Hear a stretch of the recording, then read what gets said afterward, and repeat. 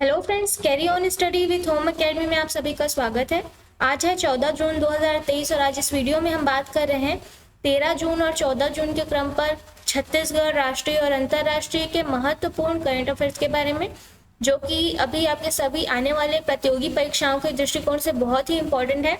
तो अगर आप प्रतियोगी परीक्षाओं की तैयारी कर रहे हैं या इनसे जुड़े हुए हैं प्रतियोगी परीक्षाओं से, तो इन करंट अफेयर्स को पूरा पढ़िएगा, वीडियो को पूरा देखिएगा और अगर वीडियो पसंद आए तो लाइक और शेयर कर दीजिएगा और चैनल को सबसे पहले सब्सक्राइब कर लीजिएगा, जिससे हमारे सभी वीडियोस आपको आसानी से अवेलेबल हो सके। तो चलिए स्टार्ट करते हैं प्रश्नों को। आज के प्रश्नों को देखेंगे। सबसे पहले कल के प्रश्न से स्टार्ट करेंगे। कल का प्रश्न है आपका, हाल ही में भारतीय विशिष्ट पहचान प्राधिकरण के नए सीईओ कौन बने हैं?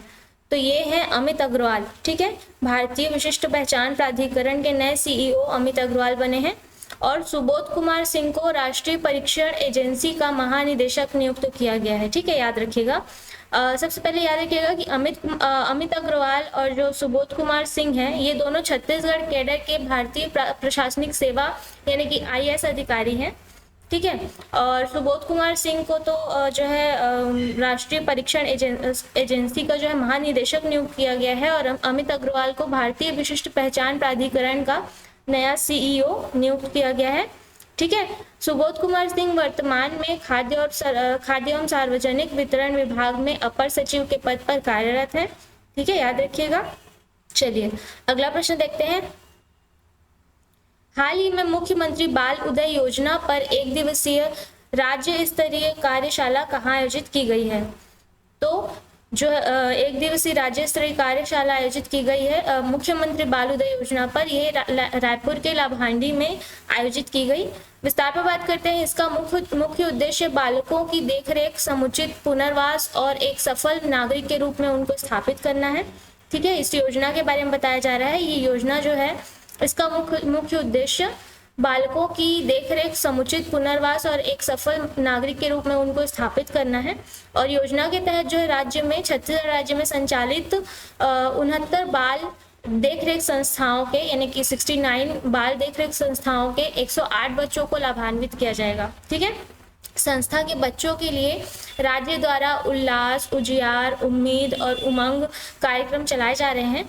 ठीक है, और मिशन वात्सल्य के तहत बच्चों के आफ्टर केयर के लिए 4,000 रुपए के अतिरिक्त 3,000 रुपए इस बाल उदय योजना के तहत लाभान्वित बालकों को दिए जाएंगे। ठीक है, 4,000 रुपए दिए जाते हैं मिशन वात्सल्य इसके तहत, मिशन वात्सल्य के तहत, और अब 3,000 रुपए जो है बाल उदय योजना के तहत दिए जाएंगे बच्चों को, लाभान्वित बालकों को दिए जाएंगे।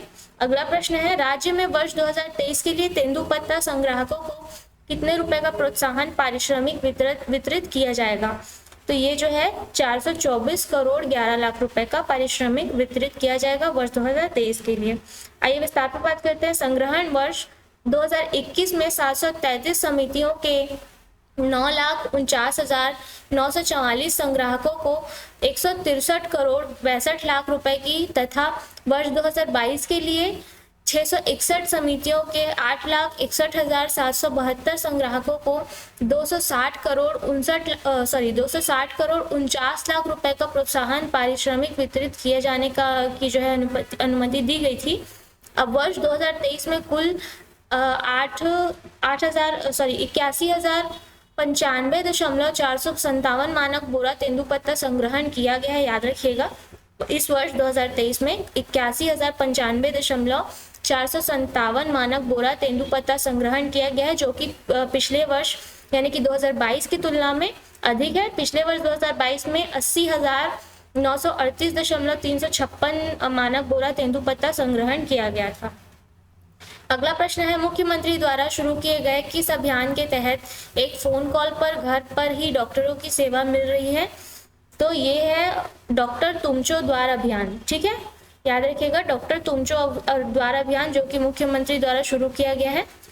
विस्तार पर बात करते हैं। मुख्यमंत्री बघेल ने कोंडागांव जिले के बेड़मा प्रवास के दौरान डॉक्टर तुमचो द्वार अभियान की शुरुआत की थी। इस अभियान को जिले के 2 ब्लॉक बड़े राजपुर और फरसगांव के पहुंच विहित क्षेत्रों को ध्यान में रखकर पायलट प्रोजेक्ट के तौर पर प्रारंभ किया गया है। ठीक है, जहां तक पहुंच पाना मुश्किल है, पहुंच विहीन क्षेत्रों के लिए यह पायलट प्रोजेक्ट के तहत ये अभियान प्रारंभ किया गया है। इसके बेहतर क्रियान्वयन के लिए 24 घंटे क्रियाशील एक कॉल सेंटर भी स्थापित किया गया है, जिसमें आपको कॉल से ये पता चल पाएगा और वहां फिर डॉक्टर पहुंच पाएंगे। तो याद रखिएगा, डॉक्टर तुमचो द्वार अभियान। अगला प्रश्न है, राज्य के 8 अस्पताल को उत्कृष्ट स्वास्थ्य सुविधा और मरीजों को बेहतर इलाज देने हेतु कौन सा सम्मान मिला है? तो ये जो है छत्तीसगढ़ राज्य के 8 अस्पतालों को NQAS सम्मान प्रदान किया गया है। विस्तार पर बात करते हैं इसके। मरीजों के फीडबैक पर छत्तीसगढ़ के 8 अस्पतालों को राष्ट्रीय गुणवत्ता आश्वासन मानक प्रमाण पत्र दिया गया है। ठीक है, NQAS मानक प्रमाण पत्र दिया गया है। ये अस्पताल जो है मंझगांव उप स्वास्थ्य केंद्र Bilaspur, Dulla health and wellness centre Gariaband, Kalcha health and wellness centre Bastar, Piprol health and wellness centre Balrampur, Pithampur health and wellness centre Gaurela Pendra Marwahi, Shiv Prasad Nagar health and wellness centre Surguja, Sasaha health and wellness centre Baloda Bazar और Dakai health and wellness centre Surguja है। ठीक है, तो ये 8 अस्पताल हैं जिन्हें राष्ट्रीय गुणवत्ता आश्वासन मानक प्रमाण पत्र यानी कि NQAS प्रमाण पत्र दिया गया है। अगला प्रश्न है, हाल ही में वर्ष 2023 के युवा उद्यमी पुरस्कार से किन्हें सम्मानित किया गया है? तो ये हैं विनय अडाकरी और सुरेश नगला। ठीक है, विस्तार पर बात करते हैं। तेलंगाना राज्य सरकार और वंदे भारत ट्रस्ट के द्वारा उन्हें होम इंटीरियर सॉल्यूशन और मॉड्यूल फर्नीचर में उनके योगदान व सफलता के लिए यह पुरस्कार प्रदान किया गया है। एडसन लिविंग एक घरेलू इंटीरियर समाधान प्रदाता है जिसके सह संस्थापक और निदेशक विनय हैं और सह संस्थापक और उपाध्यक्ष सुरेश हैं। ठीक है, वंदे भारत भीष्म वशिष्ठ पुरस्कार विभिन्न क्षेत्रों में जो है लोगों द्वारा उत्कृष्ट उपलब्धियों का सम्मान करता है, उपलब्धियों का सम्मान करता है, लोगों द्वारा किए गए उत्कृष्ट उपलब्धियों का सम्मान करता है। ठीक है, अगला प्रश्न है, हाल ही में किस भारतीय फिल्म ने WHO पुरस्कार जीता है? तो ये है when climate change turns violent. ठीक है, विस्तार पर बात करते हैं। चौथे वार्षिक health for all film festival में when climate change turns violent नामक एक भारतीय वृत्तचित्र ने हेल्थ फॉर ऑल श्रेणी में यह विशेष पुरस्कार जीता है। यह फेस्टिवल विश्व स्वास्थ्य संगठन के मुख्यालय जिनेवा में आयोजित की गई थी।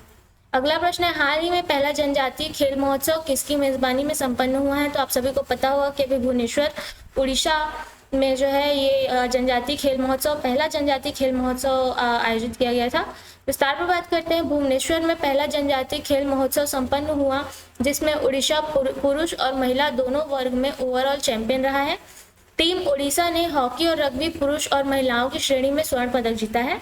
इसकी जो पहले संस्करण में 26 राज्यों के 5000 जनजातीय एथलीटों और 1000 अधिकारियों ने भाग लिया था।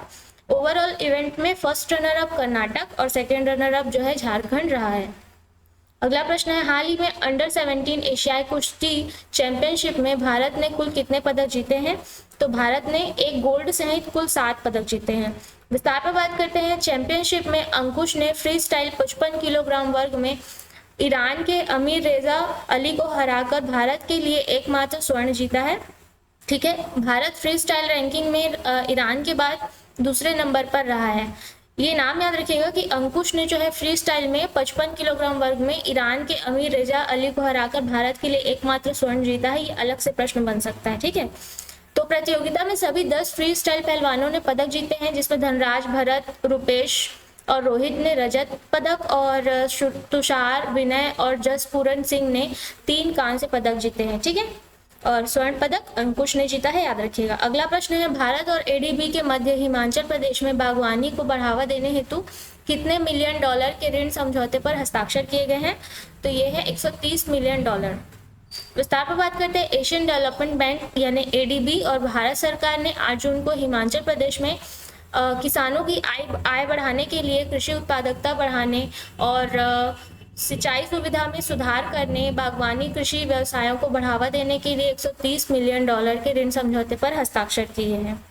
अगला प्रश्न है, हाल ही में FSSAI ने किस रेलवे स्टेशन को ईट राइट स्टेशन प्रमाणित किया है?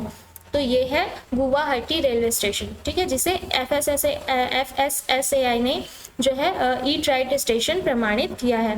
विस्तार पर बात करते हैं, भारतीय खाद्य सुरक्षा और मानक प्राधिकरण यानी कि FSSAI ने यात्रियों को उच्च गुणवत्ता वाला पौष्टिक भोजन प्रदान करने के लिए असम के गुवाहाटी रेलवे स्टेशन को ईट राइट स्टेशन प्रमाणित किया है, प्रमाणन प्रदान किया है। यह स्टेशन FSSAI द्वारा निर्धारित दिशा निर्देशों को पूरा करने में सक्षम रहा है और ये जो है दर्जा पाने वाला उत्तर पूर्व रेलवे का सबसे पहला स्टेशन बना है। अगला प्रश्न है, हाल ही में फीफा अंडर 20 वर्ल्ड कप 2023 किसने जीता है? तो ये है उरुग्वे, ठीक है, उरुग्वे की टीम ने जीता। विस्तार पर बात करते हैं, उरुग्वे ने इटली को 1-0 से हराकर पहली बार अंडर 20 विश्व कप फुटबॉल खिताब जीता है, जिसके साथ टूर्नामेंट में पिछले 4 बार से यूरोपीय टीमों की जीत का सिलसिला जो है टूट गया है, ठीक है। तो पिछले 4 बार से जो है यूरोपीय टीमों ने जीत हासिल की है, जिसका सिलसिला टूट गया है।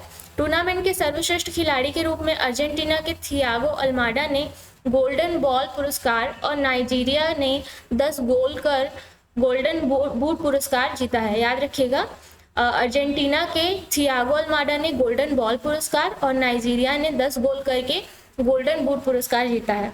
अगला प्रश्न है, हाल ही में किस देश ने दुनिया की सबसे शक्तिशाली हाइपरसोनिक विंड टनल यानी पवन सुरंग का अनावरण किया है? तो ये है चीन, ठीक है, चीन द्वारा किया गया। विस्तार पर बात करते हैं, चीन ने उत्तरी बीजिंग के पहाड़ी हुआरो जिले में स्थित दुनिया की सबसे शक्तिशाली हाइपरसोनिक पवन सुरंग का निर्माण पूरा कर लिया है।